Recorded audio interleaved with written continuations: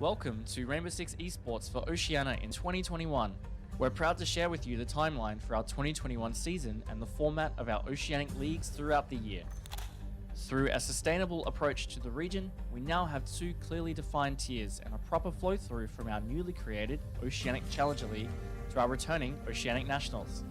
Both leagues will meet for 3 stages in the year-long season, with participating teams accumulating points based on results from each stage. So how exactly will each stage be played out? We have 8 teams per league, playing single round robin best of ones with overtime. A regular win is rewarded with 3 points, while a loss gives 0.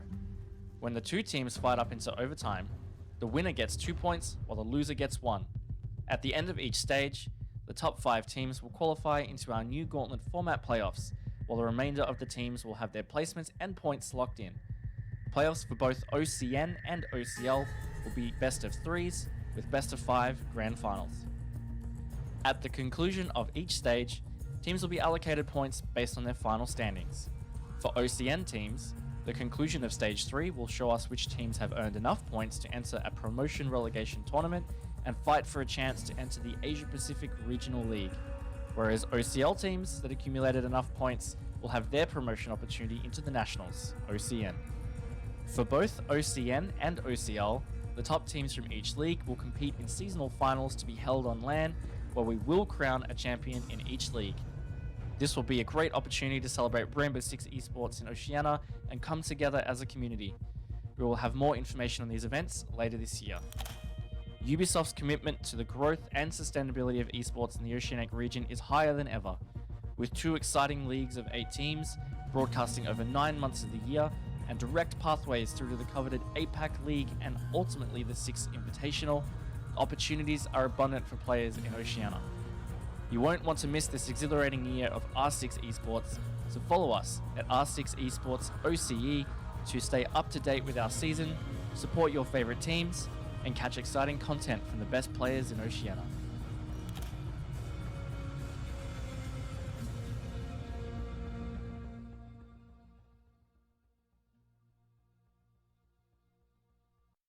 I'm running out of time.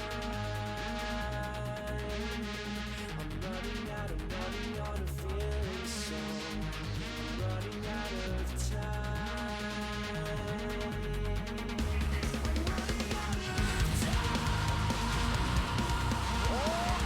running out of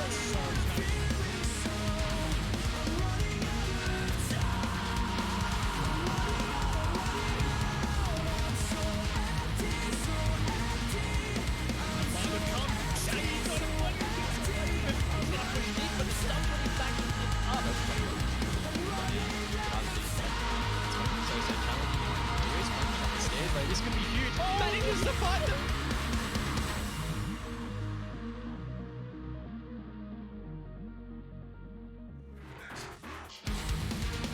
Into the final 2 Playdays, the final week of Stage 1 of the regular season here at the Oceanic Nationals. And of course, it's Manic and Dev to kick off this night and, well, to end it, I guess, if you want to put it like that. But Dev, it is coming down to the pointy end of the season, and it's just been one of the most insane clusters of I'm not going to go into your one, but definitely it's just been such a crazy season all round. 2020 has been like you put all the OS teams into a giant blender and you crank it up onto the top setting. It is insane. The upsets that we have seen this season, the way that the standings have shaked up so far with, a perceivingly bottom 4 team currently sitting in first place and our top teams struggling to catch up. It has been a crazy time so far in OCN. And as we lead into that, you'll now see exactly what we're talking about. One of, I would have to say, the craziest mix-ups of standings. We came into this expecting Knights to be at the top, expecting Wildcard to be at the top. Granted, we have an excuse for Wildcard, but Knights have been underperforming like no one else. I think LFO, RoflcopterGG down at the bottom there, Dev. I think that's fair. But the big one, you've already mentioned it, is Team Bliss standing on top with 10 points. What? It's just insane for Bliss. Coming into this season, they were Ferox last season. They've been Fury in the past. They've only dropped one game so far. That was against the Chiefs. All the others have been wins, albeit a lot of close games for these guys. Now, they've got wildcard up tonight and another tough game against Knights next week. So it's not all said and done for those guys, but we only have 2 play days left. So it's not like that we have the excuse that, oh, this is early season standings, it's going to shake up a lot. Nah, guys, come on. Let's be real. There's only 6 more points each team can get.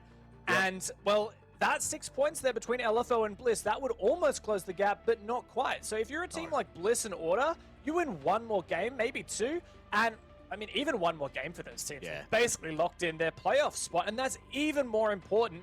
Now we have our gauntlet playoffs format that we have coming this weekend. Yeah, that's it. 4 points between 7 teams is just ridiculous. So let's have a look at the schedule for tonight and determine what matchups are going to be classified bangers. I think, to be honest, the first matchup has legs, right? Because it is the bottom of the table clash. It's a big 3 points that LFO need, but in the same breath, Roflcopter got off to a great start this season. To be fair, they've actually held pretty strong throughout the entirety of it, so that one will be good. But Dev, the next one, this is the first time we are seeing these 2 logos, these 2 ANZ Titan orgs clash in Rainbow Six. Australia's biggest esports clubs in Rainbow Six. Finally, the Chiefs Esports Club versus Order Army. It is going to be such an auspicious moment for Rainbow Six fans, in history. This is a real moment in history, Rob. And I'm so excited to be a part of it. What's more, it's not just the labels that these teams have and the brands they're representing that have merit, but these 2 teams sitting in 2nd and 3rd place. If Order wins, they'll take 1st. And if Chiefs win, they'll take 2nd. There is a serious chance that that game may lead to the eventual champions or 1st place coming out of this regular season. There's so many opportunities here. There's so many chances for just insane standings by the end. We're talking about only 5 teams can push through to the playoffs, and here it lies, as per usual. It is our favorite predictions, and truth be told, the second matchup has actually caused the most controversy. Yeah, doesn't surprise me, honestly. Chiefs and Order, we've been hyping it up to be a big game between 2 big orgs, but let's remember, these teams have a storied history. They've constantly, if you look back at their head-to-head results last year in OCN, Chiefs beat Order, but a bit further back in Six Masters, Order beat Chiefs. You look further back and Chiefs won, and there was a draw back in Pro League, so that could definitely go both ways.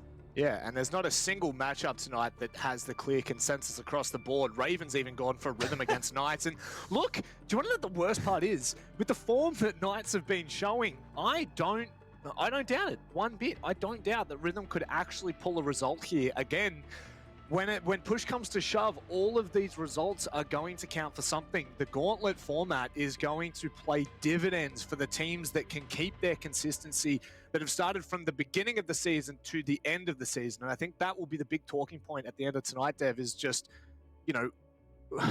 how it's going to affect the standings, because it is completely different from 5th place up until 1st place.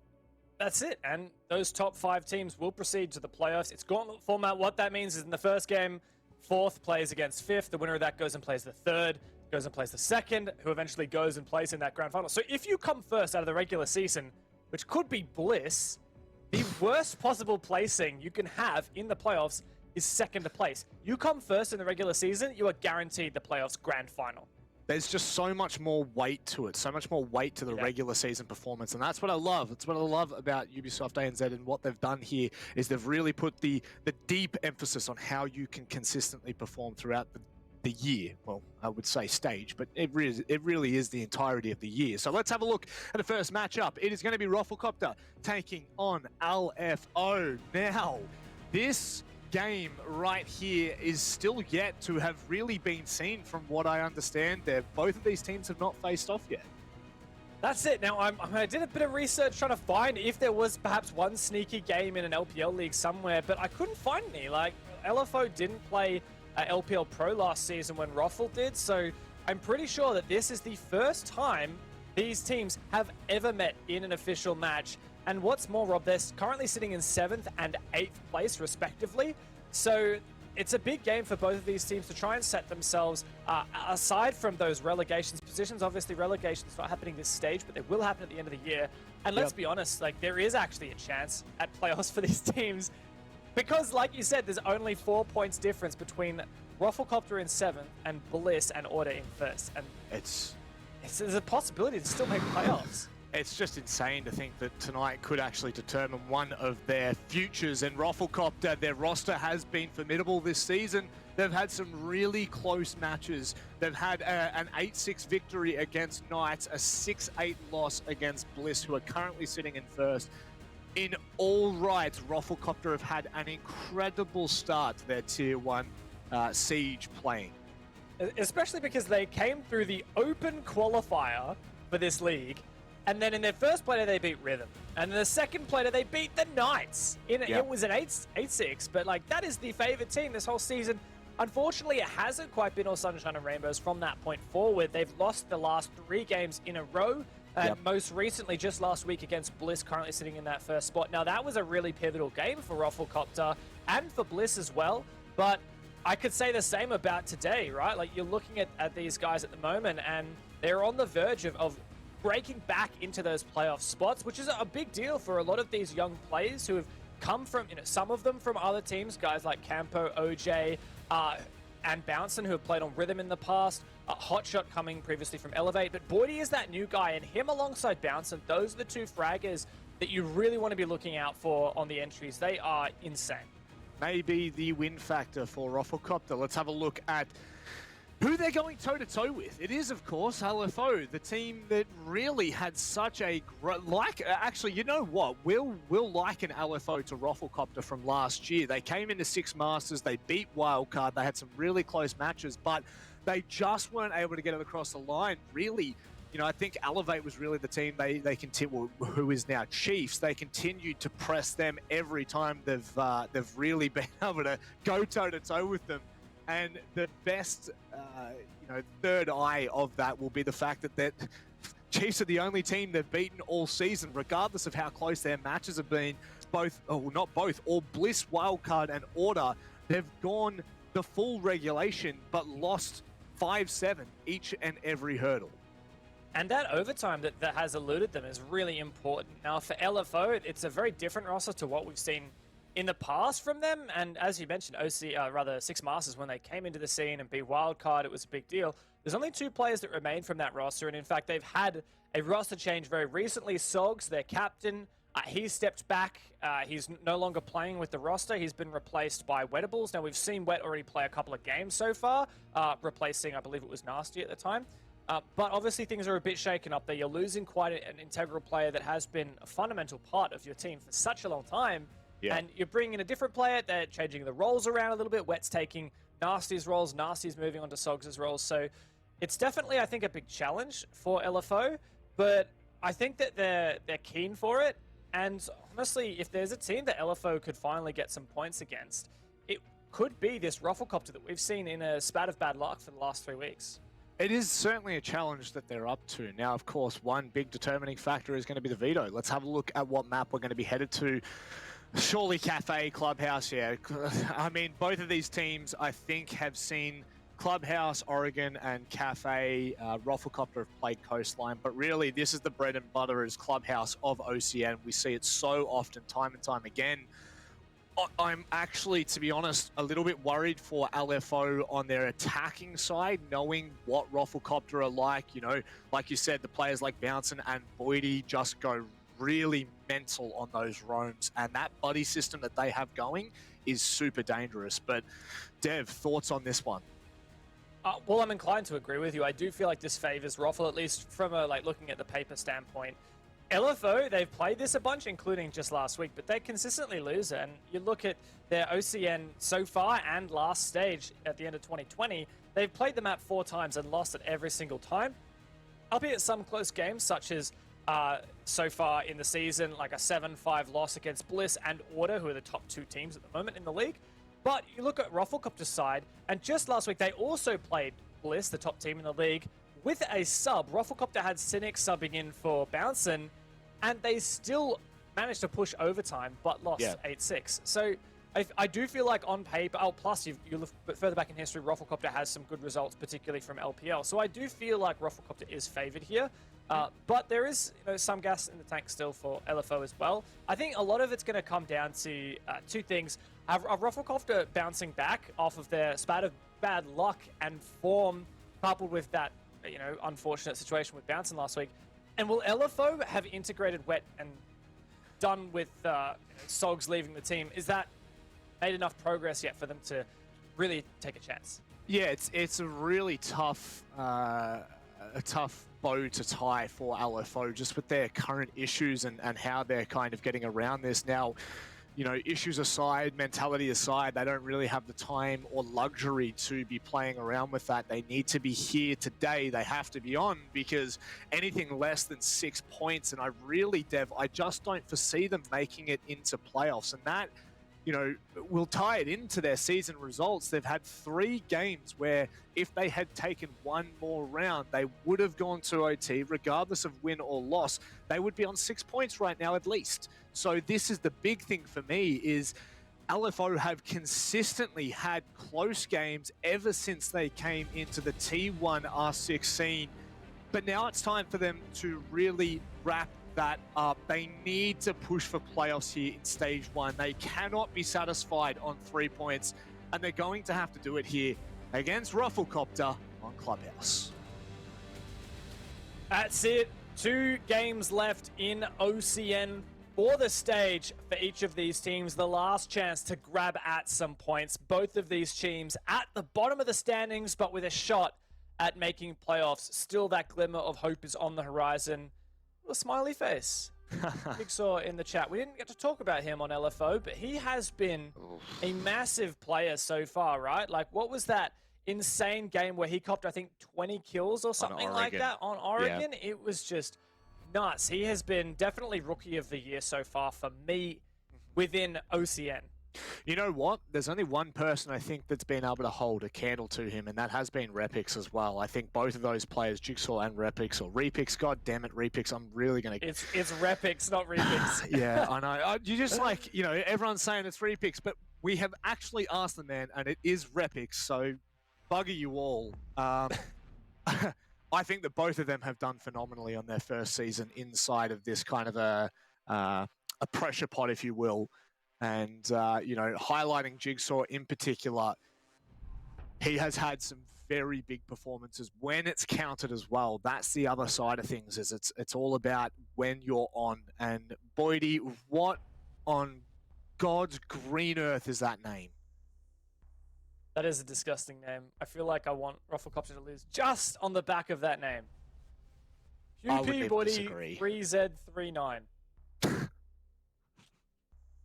You know what? Your name is Pew Pew for the rest of this night. I'm sorry. I don't care. Your name is Pew Pew, Boydie. You've lost the privilege there. Very quickly, the bans, Dev. I don't think there's too much to talk about. They all look like super stock standard bans on Clubhouse. Yeah, but you always dive into it a little bit. Like, for example, firstly, that Hibana ban, just get out of the way. Since the new season came out, Neon Dawn, Hibana's had a buff. You can change how many pellets you fire, and that just means that when you're attacking that kitchen hatch on the downstairs bomb site, you don't really have to worry about the impact trick. You just do 2 pellets at a time. You can do that 9 times. There's no way that the enemy team's going to impact trick you. So you ban the Hibana so that you can bring impact tricking back into the game. So that's what LFO wants to do on their basement. They're going to look to deny hatches with impact tricking, right? And you know why? Because they can't deny impact, or rather they can't deny hatches with the Kaid, because that's was their defensive ban. On the other side of that, Ruffle banning out the Thatcher, not going to have a massive impact, I think, here. Like, obviously, Kaid being banned by the other side means that Thatcher isn't as big of a deal, especially because you look at LFO right now, they're not actually bringing any wall denial. Yeah. So that CCTV wall is just going to be free for the taking for OJ here. See how long they wait as well. You wouldn't imagine that they'd spend too long on it. And in fact, it's actually going to be the Maverick that's just going to go ahead and trick it. So, yeah. Thoughts? It takes a bit longer than doing the Thermite, but I mean, I feel like Maverick is one of the things where Mavericking CCTV it works no matter what operators are in or banned. Like there's no, it's not like, oh no, they're bandit tricking, we can't do that now. Shot. Nice gas there. I feel like this should get done. The only problem is like you mentioned, he kind of whiffed a little bit with the torch, and it means he's in a bit of an exposed position. He has to clean up this mess that he's created for himself. Oh no, this is a Maverick's worst nightmare. Finally gets it done, thank goodness.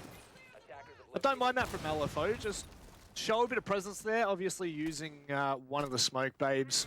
I can, you know, kind of free up a little bit of time toward the end of the round, you know, 10 seconds or so, but don't know whether that will have a massive impact. It at least delayed them 15 seconds on Mavericking that wall back open, so, you know, I think it's take with one, give with the other, and now OJ will be opening up con wall, and doesn't look like anyone's going to go to contest that. Jigsaw nowhere near the fight with his impact, so that will be all good and well for now, but still the time has really gone in the favor of Roflcopter here.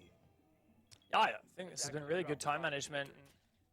That thermite charge makes a massive hole. Campo cleans up the kill. I love this triple hard breach setup. There's just so much on the cards here for Roffle. And with so much time, as you alluded to, they can really just keep working this wall. It looks like they're using the ace to actually flush out that top red position. I really like that. Wettables is forced to play on the stairs, leaving him much more vulnerable to a player in lounge. But Sushi's found the lead-off kill. It's really the onus on Roflcopter now. They have time. They have every ingredient set up. They just need to start finding some picks and starting to set up for an execute. Dev, that's a huge pick as well, because that was Bouncin who was out on Kennels, so that pretty much allows them to roam freely on CCTV with no real added pressure. One player going to the CCTV window, and it looks like Hotshot has rotated over. OJ looking for the point of contact, but Jigsaw's going to hold strong. Some nice trades coming through from LFO. Oh my goodness, I couldn't even get the word out in time. LFO, what a strong hold that was in the end.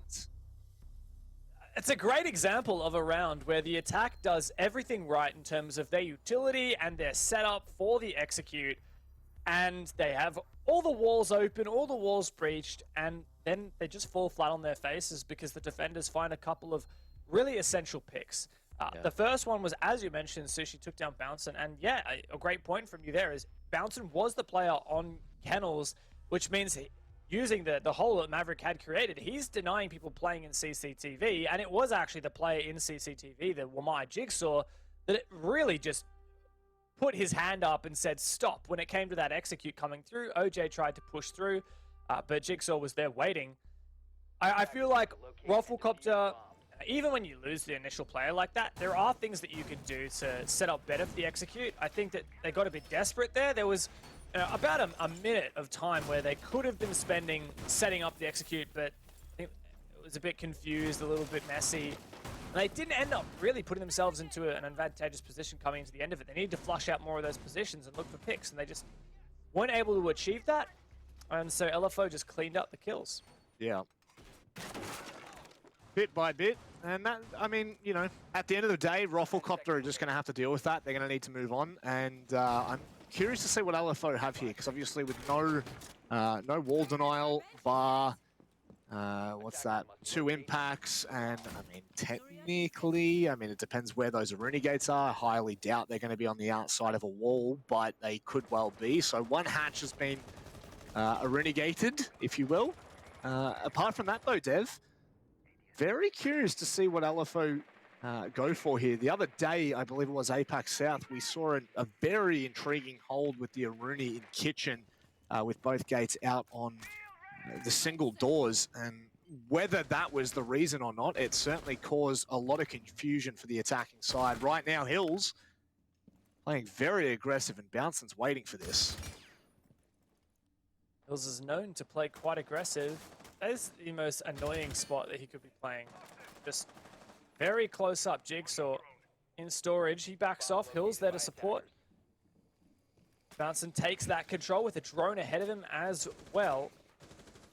This is really just step one though for Roflcopter, and like you were talking about in that early action phase, it is going to come down to when the hatches are starting to get breached, and when Roflcopter starts to take some map control and start to encroach upon the site. It looks like they're going to go for this kitchen take, which is actually quite difficult to do because Hibana is banned, meaning that impact tricking is back in the game. You already mentioned that there are a couple sets of impacts here.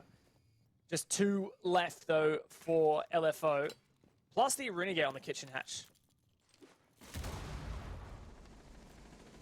I take it that was for one of Jigsaw's Banshees there. So OJ, really nice. That's actually very early on opened up that wall. No, Jigsaw gets it, and there's only one more charge left, but that's really smart. I love that from Roflcopter. Instead of OJ, unless OJ actually doesn't have another charge in the pocket, sounds like it might have just gone off, Dev, but is that opened enough? Yes, it is. And now Roffle have some pretty dangerous lines into Church. A good lead-off pick as well. This is looking very good for Roflcopter. Just goes to show why bringing that triple set of Hard Breacher is so good for them. They always have some spare, even when they run out on some players, but the engagements are incessant here, Rob. 2v2 now, make that a 2v1, as it's all on Mr. Pew Pew Boydie himself to clutch up, but so much time. The young gun has a lot to do here.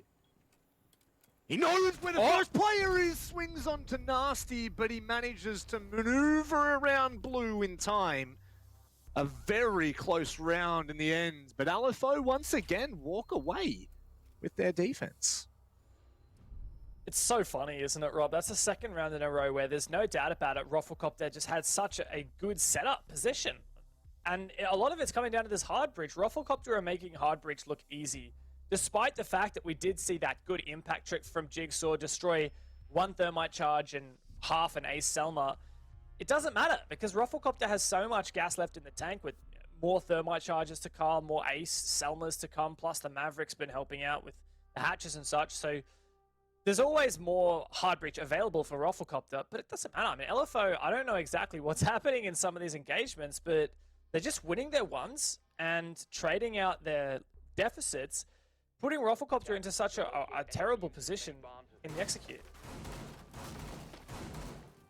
It's pretty crazy to see how vastly different it's been so far, and there is no doubting Phase 1, Phase 2 of the round, Roflcopter are winning quite heavily as well, but I guess when push comes to shove, Dev, it doesn't really make a difference. I don't think the LFO give a damn about how well you're going to open up the lines of sight, how well you're going to put pressure on those sites if they cannot convert it. So we will see that typical hold across to Cash. And judging from how well Roflcopter have dealt with this so far, I think that they'll be able to push back LFO relatively early and force them back to turtle on site. Nasty, however, might be quite a little frustrating player to keep an eye on, depending on what he actually decides to do there. He was roaming around in bar for a hot second, so we'll wait and see whether he's decided to go back to site or whether he'll insist on that roam. Good info gained early there from OJ, and he didn't even lose his drone. He's going to straight away go for the breach on the kennels wall. Once again, no wall denial taken for LFO. But when it does come to that next wall, the cash wall from CCTV, maybe there are some impacts in the pocket, but I don't think any of the players over there have impacts. It's Sushi and Jigsaw, neither of which have impacts. So, yeah, so interesting decision there. I guess Sushi's just going to try and play off this shield. There's actually 2 shields there. He's got a Vulcan shield in front of him. Such a funny setup from LFO, but they're making it work time and time again. That's the thing. If it ain't broke, don't fix it. And if for some reason it is still continuing to work, which it has wasted both nades from Sledge from what I know. So there you go. No more explosive projectiles for Sledge at least. And Sushi has been forced to back away, but look at that. I would say that's mission accomplished for LFO. Burn a minute 30 off the clock. They haven't lost a single player, and they're still sitting pretty. Yeah, I do really like that. They didn't have a great wall denial set up on that side, and neither a projectile denial to protect those 2 shields. So Roflcopter just invested all their utilities. That's 2, well, not all of it, but 2 thermite charges and 2 nades is quite a lot. Plus 1 stun from the thermite. That's all gone now. LFO have fallen back with 5 players. They're just taking these safe positions on site. It means that Roflcopter now has so much map control. And it's really going to come down to how good is Roflcopter at converting that. And so LFO are kind of banking on the fact that Roffle won't be able to use this next phase of the round, this next 30 seconds pre-execute to set something up. Sushi right now playing behind a soft wall on the mirror, so that's going to make things incredibly difficult to try to play around for Roflcopter if they look to push into bedroom. Obviously, you can just go ahead and try to blow out those holes underneath, but it's going to become uncomfortable. Uncomfortable is OJ pushing into logistics. Oh, nasty! That had to have been one of the filthiest flicks I may have ever seen. Unfortunately, we don't catch it. It's off camera regardless, though. Nasty may have just done what it's needed to hold this on for LFO. Bouncing's made a big impact here. Come through with the refrag and then using that mirror window. Campos found one. Bouncing rounds out the 3-piece. Roflcopter lock in their first round, but Manic, that was scary. Man, Nasty. What a shot. What a second shot under the flick. That would have been filthy. And that was, Sledge taken down. Regardless, Roflcopter, they do bring that back. And it's one of the things we talk about, at least I talk about quite often on broadcasts, as I punched my desk there by accident, is your ability to trade effectively and efficiently. Now, usually, the buddy system works great. You throw 2 players together, and at the very least, you expect a trade there. However, what Roflcopter were able to achieve in pushing Bouncing into logistics as well was the trade and then the further progression to take out the mirror. So at the end of the day, I just think that in particular from Roflcopter is maybe a little bit fortunate, throwing so many players in that one direction. Obviously, you take logistics, you get a lot of control, and they need to flush out the mirror, so it is the gamble you need to take. But LFO will certainly be pretty happy with the first 3 rounds, all barring one that slipped away from them. And now as we come into the second half of the first half, it's all about Roflcopter for me. Their first phase, their second phase have been phenomenal. They need to tidy things up on their executes. Yeah, that pre-execute and the execute does seem to be where it gets shaky for Roffle. Just to throw back to that previous round, that absolute massacre that we did see in Logistic Office, it's kind of a mass equation, really. LFO had 2 players there, Nasty and whoever was playing at the mirror window, I think it was Sushi. They had 2 players holding Logi Office, which is actually quite a lot. That's more than normal. But Roflcopter had 3 players entering.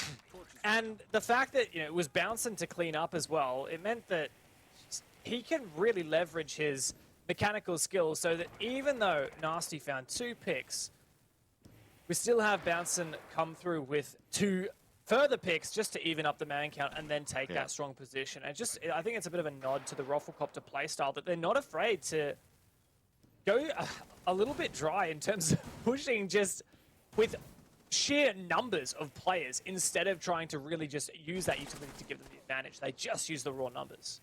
Yep. And I still think each to their own. They still did an okay job of really tidying up that early part of the round.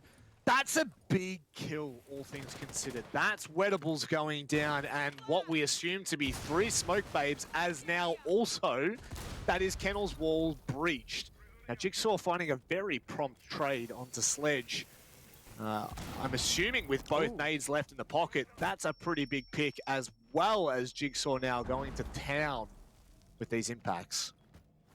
Really well played there with the impacts, but of course, once again, Roflcopter have so much excess hard breach that they can just throw another thermite charge on there, even once 1 thermite and 1 Selma was burned. Jigsaw, though, he's in a really pivotal position, once again, deep in CCTV. And there's no player currently on Kennels, and the way that the Kennels wall was opened up, he actually has a safe position as well. So even if Bouncing looked for this pick, the hard right side from Bouncing's perspective is still reinforced, so Jigsaw's safe here. So now, it depends on how swingable Roflcopter feel today, because that will be something that certainly plays an effect. Now, talking about playing an effect, you will want to keep an eye on your kill feed. It looks like RoflcopterGG, the warning bells have been rung, and Hills has absolutely no idea. He's going to walk straight into the open arms of Hotshot. In the meantime, Bouncing's taking down Jigsaw, and it's all left to Nasty. And Sushi won again! Nasty is on point, Dev, and there's 20 seconds left here for LFO to hold. In a 2v3, Sushi and Nasty to hold on. Sushi gets some info, but Nasty's been the player we've talked about all game. Runs out of ammo with the SMG. C4 comes through. Plant still going down. Sushi finds one. OJ sticks that plant safely behind the bomb, but Sushi's pushing in. Doesn't see that OJ has come around the corner. And RoflcopterGG close out that 3v2 by a narrow margin. The narrowest of margins. That was so achievable there for LFO. And one of those rounds that when we look at it at the end of this entire serial, rather just this entire match, whether that will have a huge impact or not. And now for LFO, it's their decision. Do they go back to CCTV? And they're not going to at all. They've decided instead to change over to Church. And at this point, I would have to say, Dev, that RoflcopterGG have definitely looked quite prompt on their attacks. Even from round one, I thought RoflcopterGG looked really good on their attacks. We were constantly praising them for their hard breach, their utility, and their time management. It was just that late part of the round that was a big struggle for RoflcopterGG, and it's not gotten significantly better. LFO is still making these rounds very, very close, but RoflcopterGG has just had that slight little difference, just bringing themselves over the edge when it comes to those executes, and part of it is just being a bit more thorough.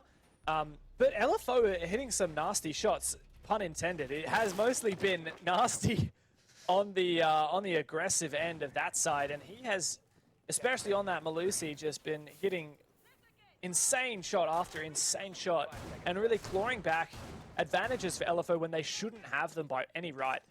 Now, as we go back to Church Arsenal, I do think that this is a turning point for LFO. They've decided that after losing Jim and Cash, they're just going to go back to Church after it was unlocked finally. But if they can't win this round, I just see RoflcopterGG running away with their attack half. Yep, certainly do. And then, you know, I would have to assume that RoflcopterGG are going to look good on their defense as well, which, you know, like I kind of alluded to previously, I would expect to see RoflcopterGG play a little bit more of a roam-heavy game than what we've seen from LFO. Now, that could just be, you know, a little bit preemptive, but maybe not. Anyway, we'll wait for that. We'll wait for that. Campo right now is having a phenomenal game, 7-2, and we haven't really been able to highlight him, Dev. So one of those quiet achievers that have gone past relatively unannounced and unknown, but when push comes to shove, RoflcopterGG are looking pretty good for time. They've been able to take that first floor and push back any of the roamers, which we haven't yet seen. And LFO are just going to have to sit on site once again and wait for RoflcopterGG to go to town. What I wonder is, what is the push here for Roffle? Last time, they went for what is these days fairly unorthodox, a Church wall push, but because they're running triple hard breach, it was a bit of a no-brainer. And because LFO haven't, for a single round this entire game, ran wall denial, they haven't run mute or bandit, they're just running those impacts to try and counter. And because RoflcopterGG has so much hard breach, it's working to counter the impact trick really easily. And such is the case once again here. Campo throws a smoke to burn that Aruni gate. And 1 minute 11, it looks like Roffle's going to actually go for a Church wall push. Sorry, rather a kitchen drop push. Certainly would allude to that. Now, obviously, that Aruni gate, I believe, will be popping back up around the 30 or 40 second mark. So they just need to be cautious of that one. And they still haven't really dealt a lot with what we saw them at least put the pressure onto LFO's defense, which was Church wall. Now, regarding that, 30 seconds left, and here we go. OJ has eventually gotten there to open it up. But once again, the denial comes in, but he swings onto Hills, and no matter how good you are, you don't win your one, you're not going to have a chance there, Dev. So 25 seconds, and once more, LFO is primed to take this round. Roflcopter have the 5v4 and they have just about every breach they could possibly want. LFO, that they flourish in the dying moments of these rounds. Wet's found 2 from Blue before he's traded. Diffuser starts being planted. That's in Arsenal, but is Nasty covered? He's got to be covered. He's the last player left, has no idea where that diffuser is going down, and Roflcopter sweep on through and take the 3rd round in a row. Oh, he nearly gets by, boy. Oh, goodness me. That was a close one. But at the end of the day, this has just looked so damn good from Roflcopter. They have put LFO in the bin in this first half. You know, even the 2 rounds that LFO won, if you cast your mind back to the start of this matchup, Roflcopter had won again up until that last minute, up until that final execute, that final engagement, which, like you said, Dev, is where LFO have thrived, where they've kind of stood up, and that instance, it was Wettables. Now, if he doesn't fall there on the swing to Campo, I believe it was, or maybe even OJ, who was in Church, maybe they hold on to that for a second longer. Maybe they can put the pressure on. But the big difference for me, for Roflcopter in that round, was the fact that they had that Church, sorry, not the Church, the kitchen hatch open, which allowed them to pinch both sides at the same time. Roflcopter, with the pressure mainly focused and all the attention across the Church, LFO just kind of scrambled across the support, in which case you go a little bit more unknown through the hatch, and bada bim, bada boom, Bob's your uncle. And now we're into the final round of the half. LFO, it will not look good for a 2-4 first half on your defense whatsoever. Especially considering LFO found those first 2 rounds. Now they've lost 3 in a row, and for the first time, they've decided to repeat a bomb site, Church Arsenal. And we just have a look at the inside of that chimney. I don't think I've ever seen the inside of that chimney before. Nice, I guess. Does things. Yeah, thank you, Guz, for observing, jumping on off the casting desk and onto the observer. We decided his casting just wasn't good enough, so we had to downgrade him.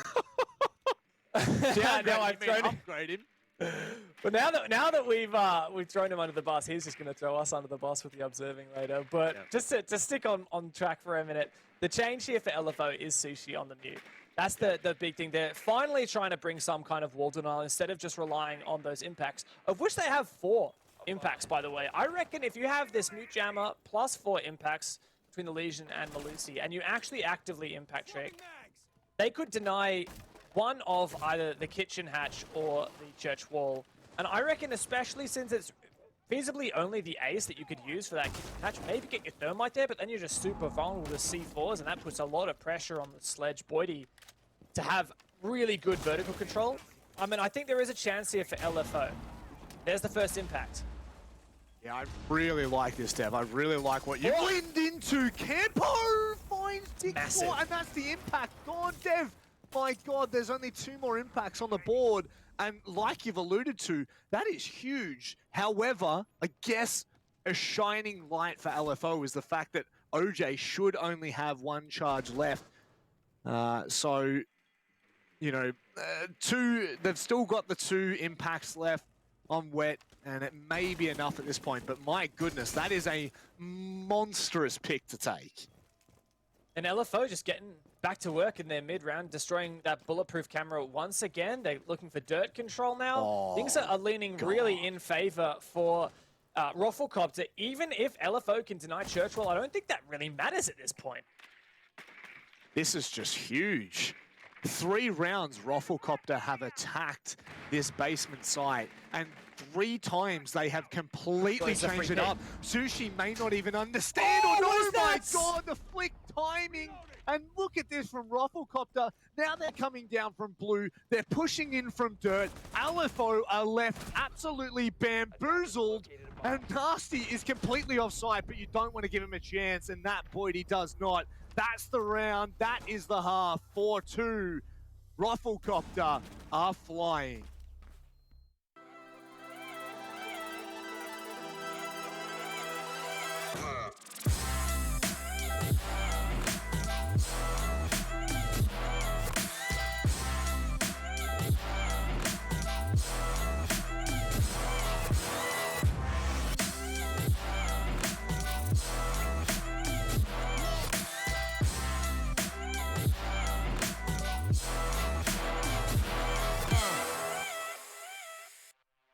We know that Roflcopter have been flying high since the start of the season, but even this, I think, is a beautiful sign for their future, Dev. I mean, that first half, they put on a clinic.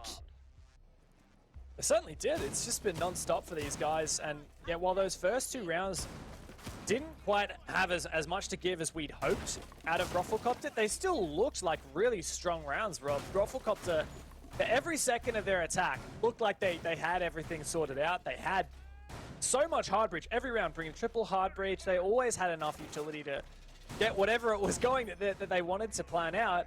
And the only thing that wasn't working at the start was just the fact that LFO really punished Roflcopter's sloppy executes and hit some really gnarly shots. And that made the difference in the first 2 rounds, but it's not a consistent strategy. And so as soon as Roflcopter tightened things up, they just came back for 4 in a row. They very much have the advantage on their side now, Rob. And as we switch to their defense, they're in the driver's seat. They certainly are, and just like I had alluded to early on with Roflcopter, you will most likely see them play a much more roam-heavy game. I think they may have fallen back for now. Nevertheless, it's going to take LFO a little bit of time to fully clear this out and ensure that there is, in fact, no one up there. Campo, though, is just on that first tier, the main stairs, and again, show face. Take a drone down, maybe even take a second and then go with it. Nasty's gone pretty quick down main stairs though, so too is Jigsaw. No, never mind. He backed away. I got baited so hard. Yeah, for now, LFO is just doing their due diligence, roam clearing the entire map, and up in bedroom, there are some nice angles the Sledge can get, and perfect timing, guys. He checks the angle. Nasty looking all the way down. That's like the 0.5 main stairs position, all the way going down to the bottom. So this is through the floor, through the wall, and then looking all the way down. It's a fantastic angle that we see a lot of attacks use to cut off that aggression from the basement. And as we can see, as LFO are just about to find out, there is nobody roaming from Roflcopter, and they have full map control. Again, though, minute 30 off the clock. I mean, Roflcopter would be pretty happy with that. Generally, you know, we were... Oh, no, okay. At least Sushi's not wasting any more time. Thought potentially they were going to be hanging back for a second, but instead he's going to go straight for that hatch. Force Campo completely back onto the site as well. Speaking of... Speak of the devil, and he shall appear. Where was that from? Who did he just find? Surely that was Blue. Yeah, it was. The Blue player. And now on the back of it as well, Bouncing's taken the position quite aggressive in storage. Always something that LFO is going to have to worry about. They'll probably sit Hills on a flank watch drone. Hills hasn't found a kill yet, Rob. Oh, 0-6, and he's their entry fragger. That's a pretty tough pill to swallow, but is this an early execute or is this just a spout of util being breached out? That's all 3 Selmas. No impacts on the defensive side, and that is the church wall absolutely melted to a crisp as LFO opens up the round with 2 picks of their own. Once again, Roflcopter, the phase 1, phase 2 of this round was looking so good, but it's crumbled. LFO have absolutely exploded, but Boydie could go massive here. That's 2 kills in the pocket. He's now going to isolate himself, but it's Nasty to step up, and LFO, that is a convincing round on their first attacking round.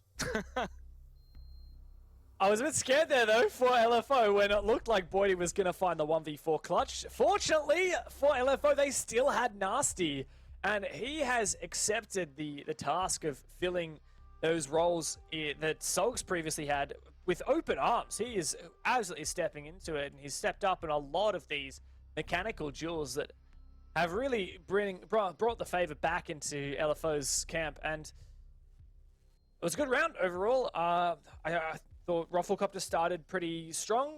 Both teams, I think, in that early round were pretty good. You can't pick too much against the roam game from Roffle and the forfeit back, and the roam clear from LFO was also very nice.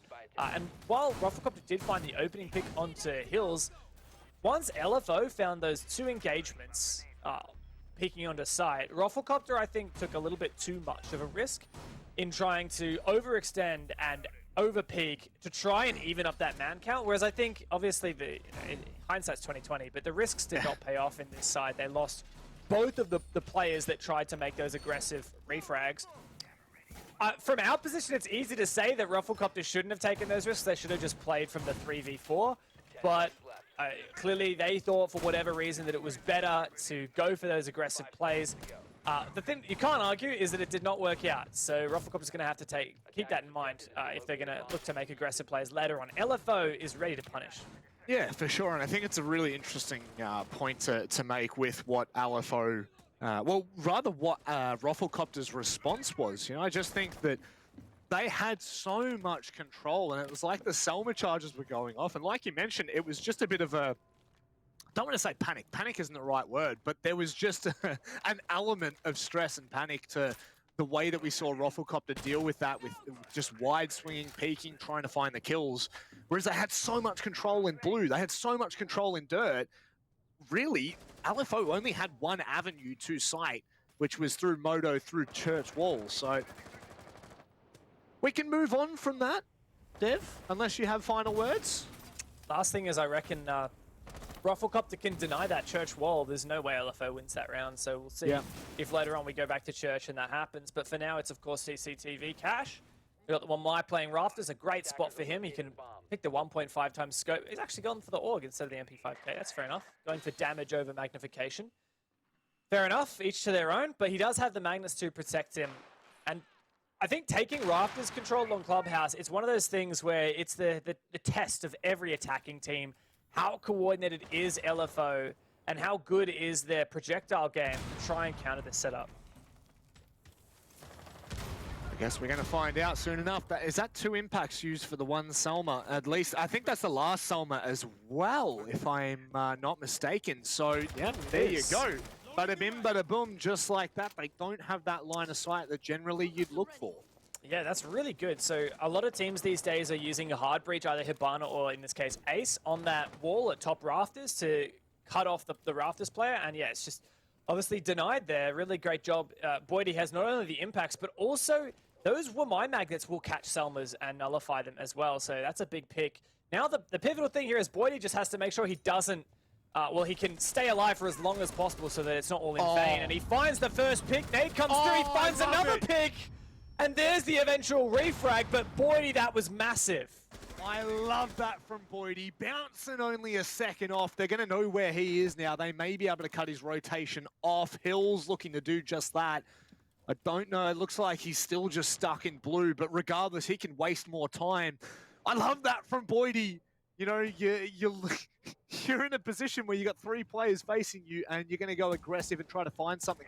I actually think it's either Jigsaw or Sushi right now who's already pushed up on Rafters. It's Sushi, in fact. Now Bouncing looks for the contact. Hills wasn't expecting it. Sushi has to go deep and try to find trades, but it's not going to work out. And Jigsaw is left on his lonesome in a 1 versus 4. That is not doable. It's not achievable.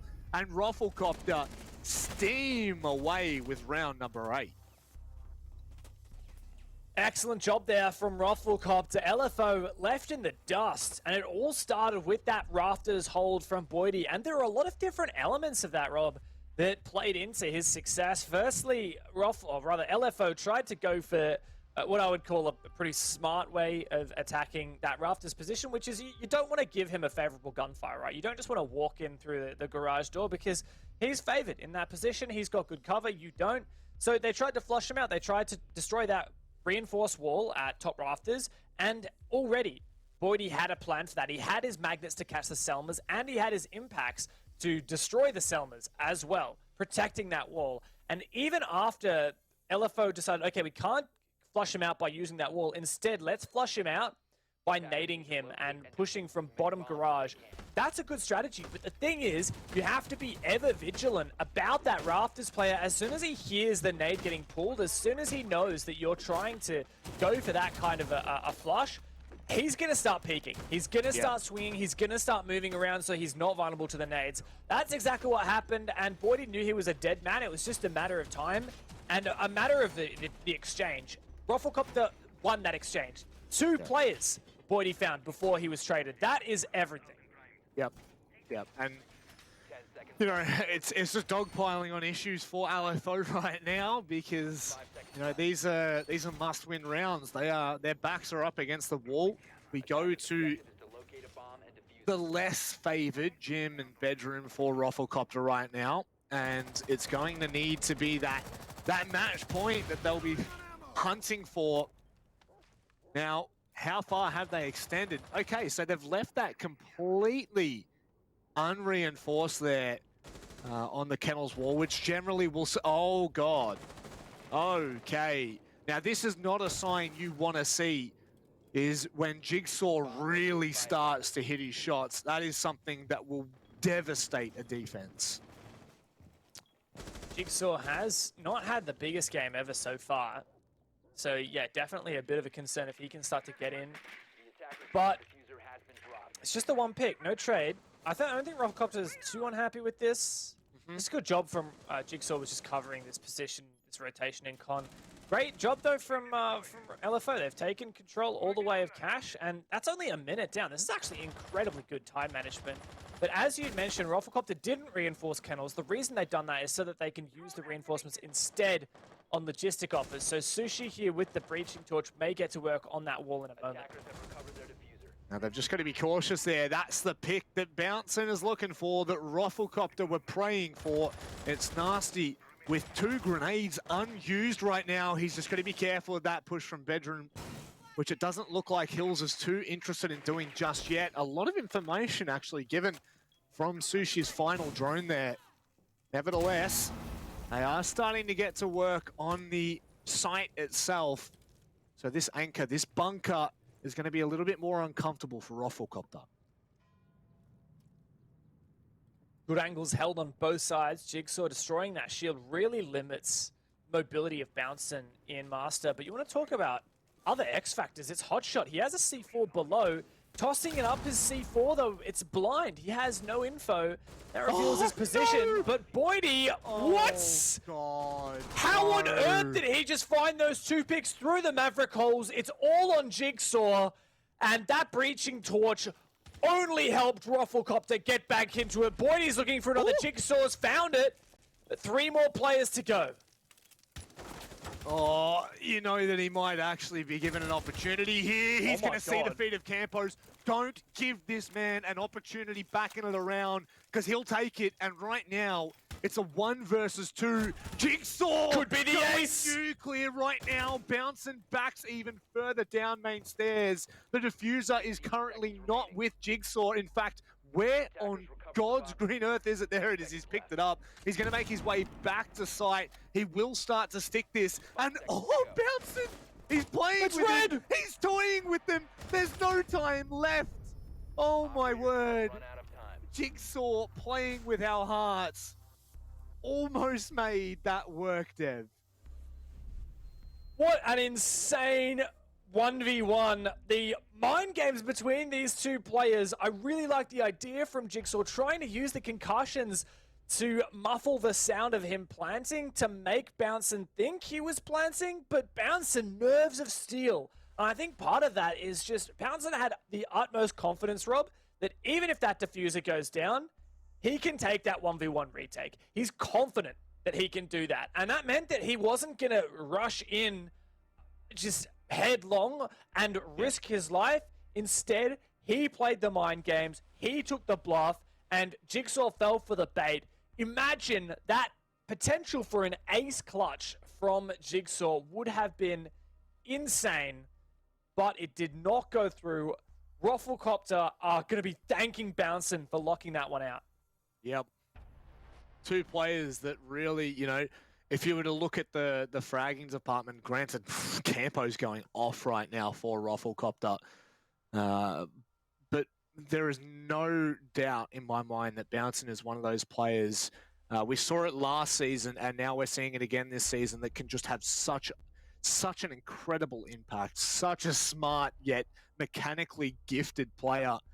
And likewise, Jigsaw, you know, 1 versus 5, man. You should never have a look in there. You should never have an opportunity to make that work. Now, the pause being said, it was, of course, for attack timeout, so we will just confirm that, and I'm sure that Roflcopter have called this, Dev. That's the weird thing. You know When what? production told me Rufflecopter timeout, I thought, oh, surely that was a mistake. So I asked again, and yeah, it is Rufflecopter who called that timeout. Usually teams call it when they don't have the momentum, Rob. Usually teams call it when they're about to lose.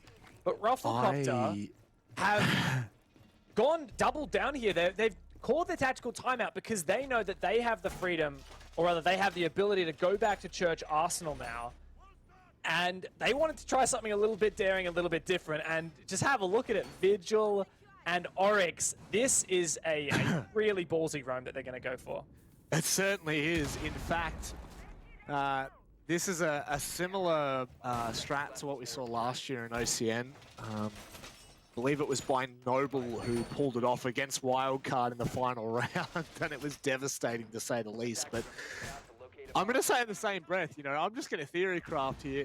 I really hope the reason they called that tack timeout was just to let LFO sit in it, to let Jigsaw sit in the fact that he only just narrowly lost a 1 versus 5. I know that's not the reason. Oh, we've got to but ask I want them. it to, I mean, there are players out there that think like that, Rob, that think sadistically like you. So I honestly would not put it past these guys to say, look, call attack timeout so they can just sit there and be tilted. Oh, God. It just, you know, I hope to God it is. We'll find out at the end of this game whether it was or not, because we will most definitely be asking the interviewee, because, I mean, I just don't see a way back for LFO. I know that's a very early call, Dev, but I just don't know how it's going to happen. The only redeeming factor for LFO is this bomb site. Church Arsenal is the one that they have won before. But remember, they had really, really good map control really early on last time. And for now, it's not so much the case. They've got to actually roam clear a live roaming setup here from Rufflecopter. As Campo starts to retreat back, so does Bouncin'. OJ as well. But Campo re-roams into Strip. Looks like this may well be the first engagement. Bouncin', though, jumped back onto site. Remember, he can jump up those hatches later on if he so desires. Now, I think the only detrimental thing to Rufflecopter right now is obviously being able to spot that Oryx very early on with the drone. It's going to give them something to work with. So they will be aware that Bouncin' will try something a little bit more cheeky. And the big thing with this roam is obviously, you know, like you use your reinforcements elsewhere. It's been all too easy.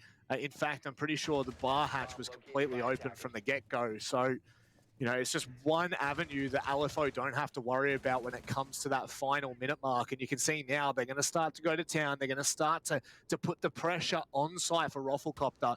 And Bouncin' is on site. Yeah, but Campo's not. And there he is! Say his name and he shall appear! And he's still not traded, so he was roaming in Strip and he found one pick, but the rest of LFO are focusing on this bomb site. And there's Ashwall getting ashed. This could be massive now for LFO. They have a way onto site. Wedables uses that to get control, but Campo's still flanking.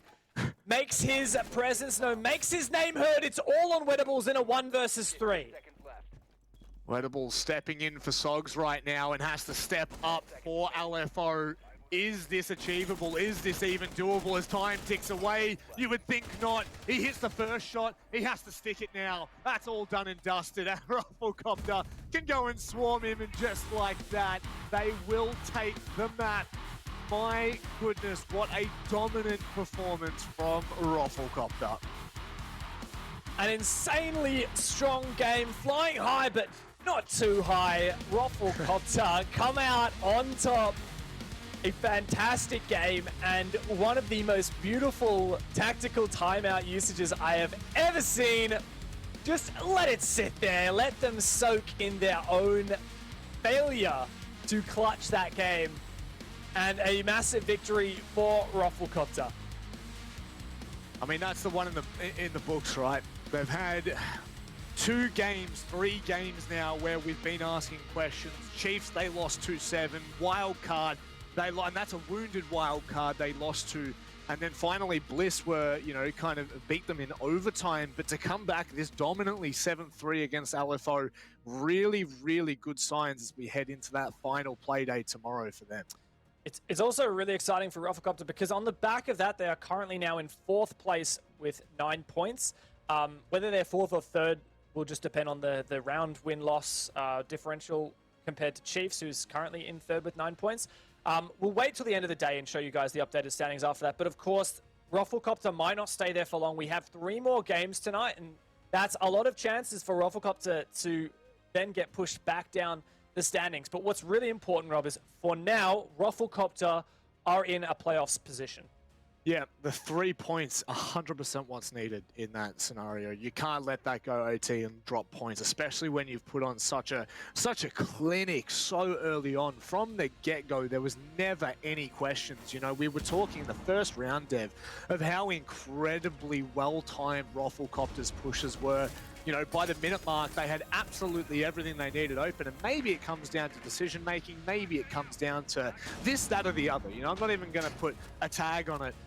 But at the end of the day, they do the job. They get the job done, and I'm thoroughly impressed. As I was looking to RoflcopterGG this season and asking the question, you know, how good were they going to be?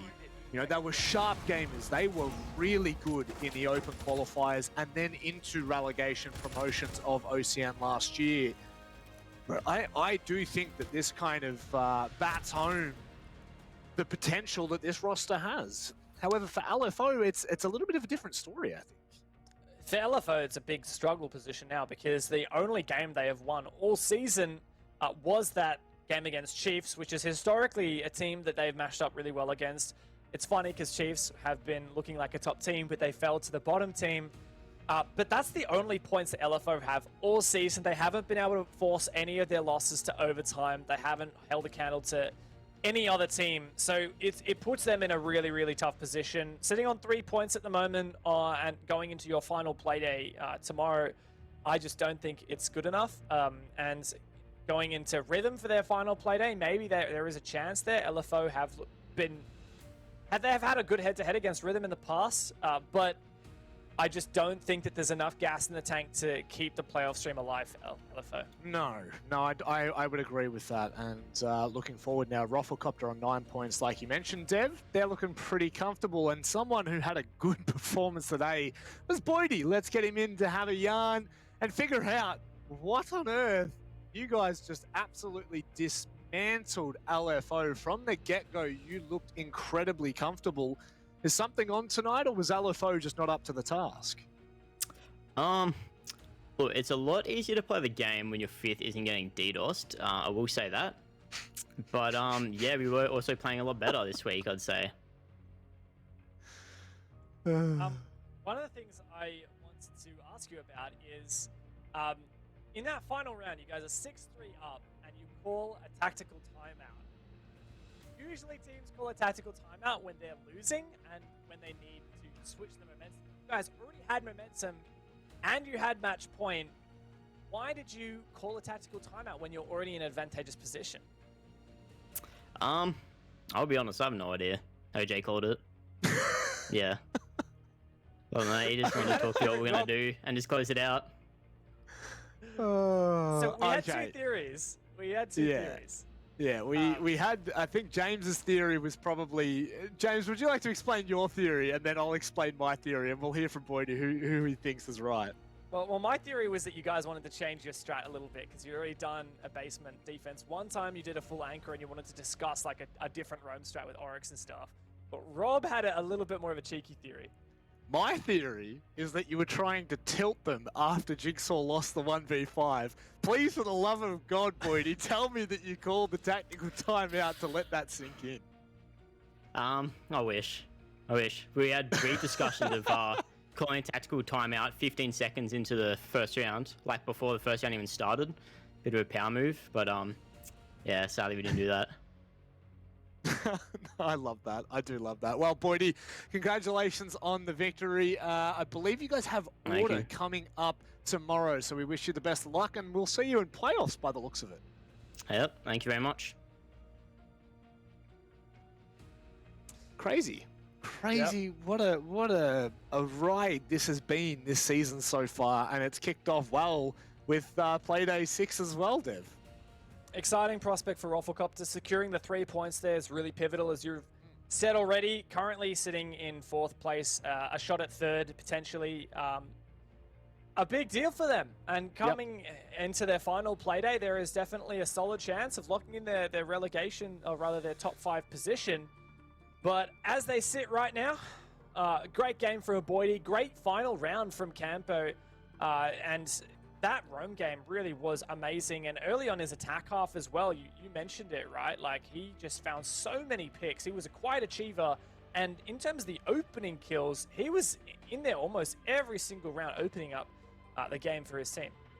Now, one thing that I want to actually highlight here, you know, to take time on this match stat, is actually Wettable stepping in 100% cost.